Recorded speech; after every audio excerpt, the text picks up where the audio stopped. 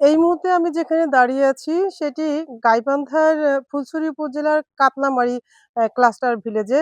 আমি একটু জানিয়ে রাখতে চাই যে এই ফুলছড়ি উপজেলার উপর দিয়ে যে বয়ে যাওয়া যমুনা নদী, এই যমুনা নদীর তীরবর্তী যে মানুষগুলো ছিল একটা সময় বসবাস করতেন, তারা কিন্তু এই নদীগর্ভে তাদের জমিজমা বাড়ি-ভিটে হারিয়ে ফেলে তারা কিন্তু একটা সময় সর্বশান্ত হয়ে যায়। এবং এই সর্বশান্ত পরিবারগুলো একটা সময় তারা বাঁধে আশ্রয় নেয়। কোনো রকম ছাপড়া এবং ঝুপড়ি ঘর তুলে বাঁধে আশ্রয় নিয়ে তারা জীবনযাপন করতে থাকে। সেখানে কিন্তু তারা তাদের ছেলে-মেয়ে, পরিবার-পরিজন নিয়ে অনেক কষ্টে দুঃখ দুর্দশার মধ্যে তাদের দিন চলতে থাকে।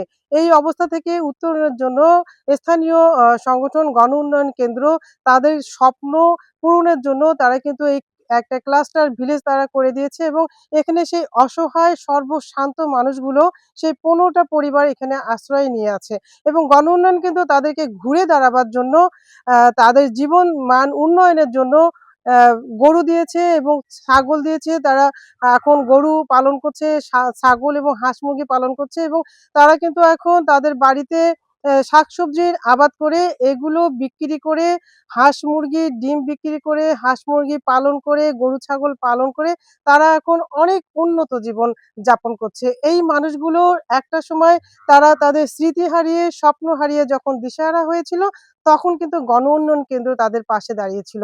এখন তাদের অনেক স্বপ্ন, তারা এখন তাদের ছেলেমেয়েদেরকে স্কুলে পাঠায়, তারা এখন অনেক উন্নত জীবন যাপন করছে। এই মানুষগুলো চায় আসলে তাদের জীবনমানের উন্নয়নের জন্য তাদের পাশে এই গণ উন্নয়ন কেন্দ্র থাকুক এবং তারা স্বাবলম্বী হয়ে নিজেরা নিজেদের সামর্থ্য মতো তাদের রুজি রোজগার নিয়ে আগামী দিনগুলোতে চলতে চায়।